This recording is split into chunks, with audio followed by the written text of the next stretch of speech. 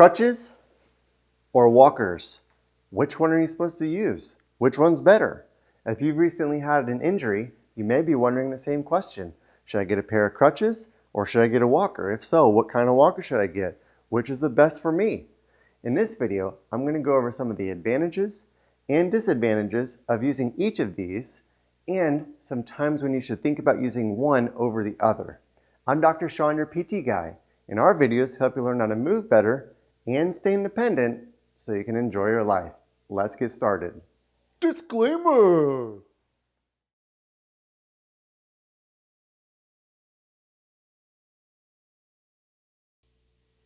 Now, before we figure out which one's going to be best, we need to ask ourselves a couple of questions. Why are you using this device in the first place? If you're like me and you decided to kick a soccer ball on rollerblades, not a good idea, I know. I broke my ankle, not fun. So I was not able to bear any weight through my foot at all as a kid.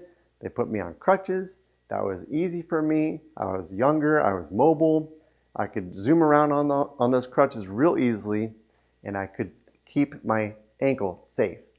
But you may not be a younger person, and you may not have the balance needed for crutches, so you may need to start thinking about a type of walker if you have a broken ankle or a broken foot where you can't bear weight through that leg at all. That's one thing to think through. Another thing to think through is just your mobility in general. Are you fit? Are you not fit? Are you an active person or were you not as active before and now you have an injury that you're trying to recover from? That's a big difference of which one to figure out of which device you're going to use. So we need to answer those questions first. And then we can look at the pros and cons of each of these devices.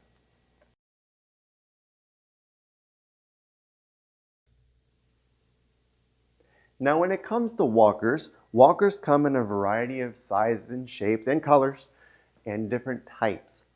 I love the four-wheel walker for a variety of reasons. I love that it's got four wheels. This is also called a rollator. It moves and glides along really nicely. It's got the seat to sit down on if you need to take a break, but don't wheel around on that because you're not supposed to do that. There's actually a sticker on the bottom that says, don't do that. Don't sit down on it and wheel around. That's not safe. You can tip over and fall. But these guys are excellent for balance and for energy conservation. If you're weak, maybe you have COPD or emphysema or you're on oxygen, they've got a little bag spot here, a little basket that you can put in your oxygen or your purse.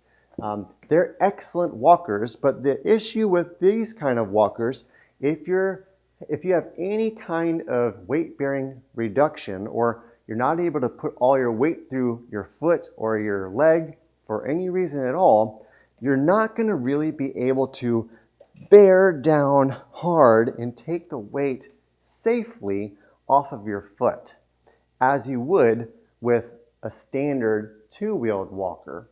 The reason is because of how this frame is on this walker, and it's got the four wheels, so it zooms very quickly. So you can't really use this one if you have a weight-bearing restriction. It's a challenging one to use. It's great for other areas, but not for weight-bearing restrictions.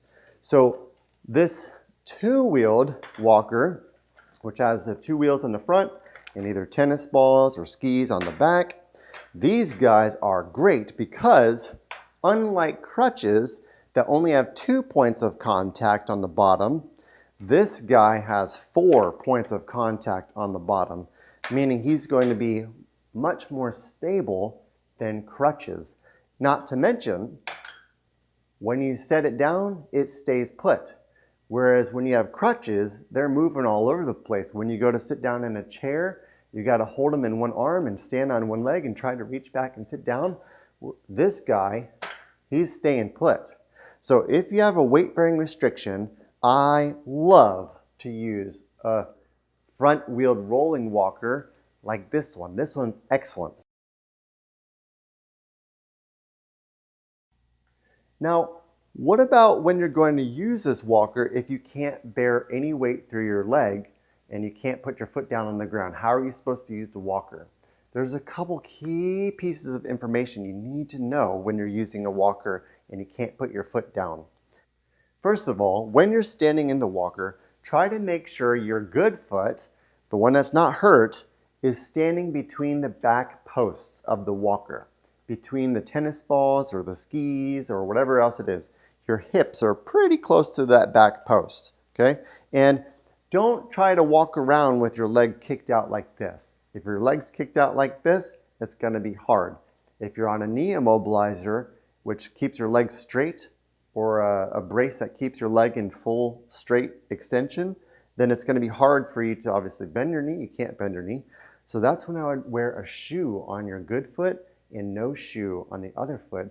And then you can just kind of keep it like this because you're not putting the weight down. There's a difference. You got the weight, the shoe height over here, and the other one's in the air. That's great. But if you don't have to have your knee in extension, I like to do the Flamingo. Okay, this is helpful because if you keep your leg out like this, you're going to get hip pain. That's not fun. So you're going to keep your knee bent like this, and if you look on the side, this is Florida. It's like the Flamingo. There you go. So that's helpful to take the weight and the pressure off of your hip. So you're just keeping that knee bent a little bit. Your good foot's in the back posts of the walker here. And then if I'm going to go sit down, I just bring the walker out a little bit past my foot and I hop to those balls. I'm going to bring it out like this. I'm hopping to those balls. Now, what I'm not doing is I'm not going too far forward because that'll tip me backwards, okay? So you want to make sure that you bring the walker forward and you hop to those balls. And then on your turn, you're just kind of doing this guy, okay? And then you're coming over, and then you can kick your leg out. And then from here, I typically tell people, reach back. If it's your left leg that's hurt, reach back with your left arm for the armrest, and then your other arm, and then you can sit down safely. And then this is another great point about this walker, instead of crutches, it stays put. It stays put. This is excellent. It stays put. I don't have to finagle the crutches around. This is excellent. And when I want to get up, I have my foot out. I'm going to press from here, or I do my stagger step technique like this. But if you're going to do that, try to keep your left hand up here, which kind of acts like your new leg, and this guy over here. So you're going like this, okay? And then you go to your Flamingo, and you're off, okay? You do need some tricep strength for this.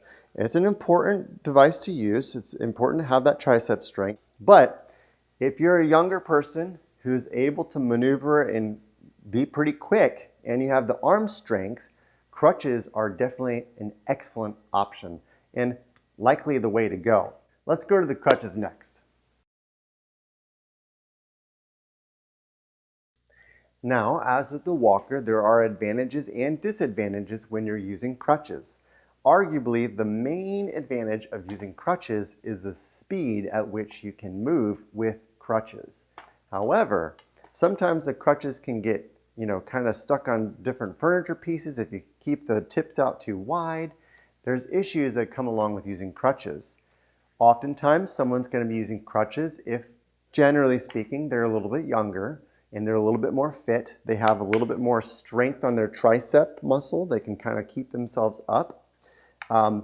And typically you use crutches if you're having an injury, like you can't put any weight through your leg, or you need to put a little bit less weight through your leg, like maybe you sprained your ankle and you're just trying to take some pressure off of that foot a little bit. But that being said, about the younger population using crutches, it doesn't mean that older populations can't use crutches, because I've had people in their 80s and 90s use crutches because they had the balance. They were great. They were strong individuals. They were active individuals. Some of them still played tennis and golf.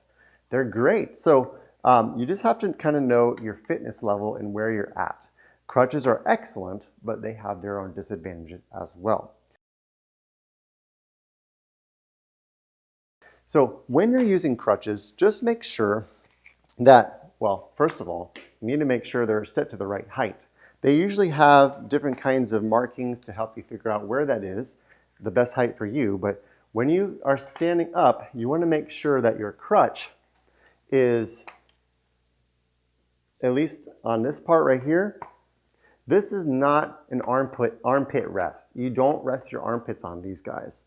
There's supposed to be 2 finger widths from your armpit to this spot. And for me, there's about 2.5. So that's good right there.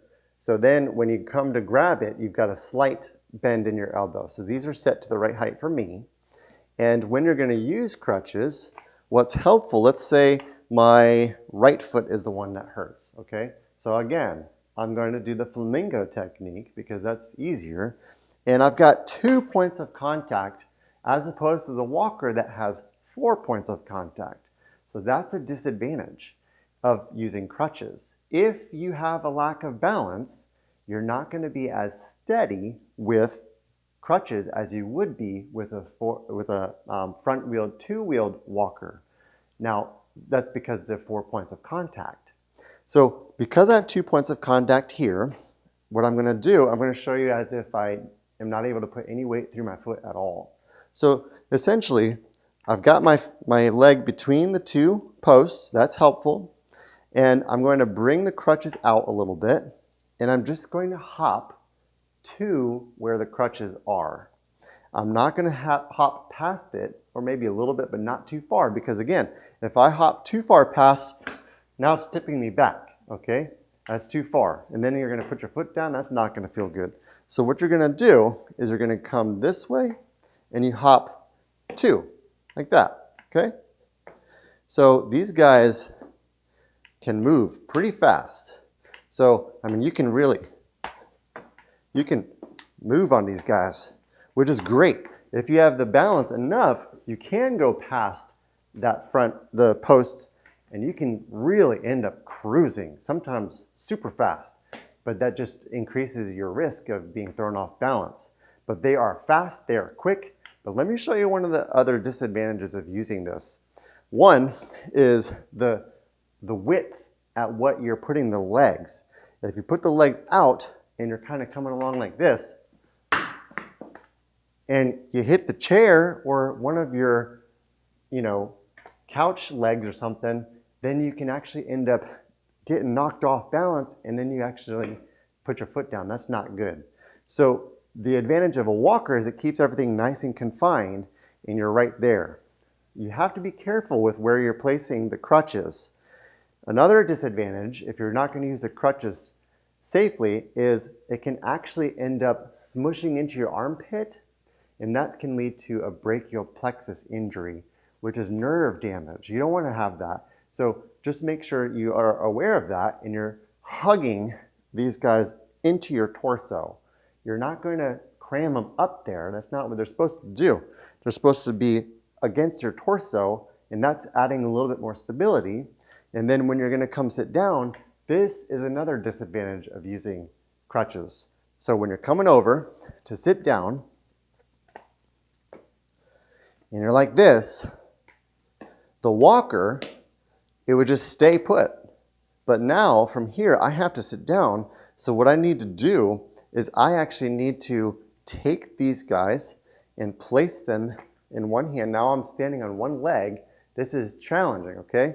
So I take these guys like this, and then I'm going to reach back like this and hold, okay? Now that's helpful to do, but you can see when the crutches are on the side, they're all over the place. And then when you're here, you have to either lay them down on the ground or lay them up next to the wall, or if you're somewhere, you got to just lay them out, and then you got to reach down and pick them up. Now, how do you get up? You're going to place these guys over here, and you put them together, okay? You put them together, and that way you can grab, okay? You're going to grab like this, and then you're going to go like this. Again, I generally like to have the post, when I'm coming up, I like to have the post on the crutches on the side where my hurt leg is, because that is kind of acting like my leg. So I'm going to come up like this, and then from here, keeping my balance, okay, I have to take one away and kind of put it back over here. And you got to just be able to balance like that in order to get going. But then once you're going, you can move, okay? So crutches are super helpful if you have the fitness level to use them. I love crutches. Sometimes we can even use crutches with other injuries, and crutches are excellent to use to take the weight off of that leg just a little bit if you have that fitness. But if you have it, go for it. It's great. They're excellent. Just be aware of those cautions. So those are some of the pros and cons to crutches.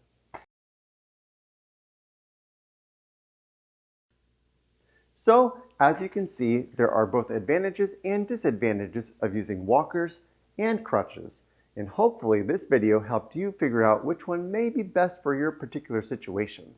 If you want more tips and training on how I teach people to prevent falls, you can find that in the link in the description below. And if you want more videos just like this one to help you learn how to move better and stay independent to enjoy your life, click the subscribe button down below, and we'll see you in the next video.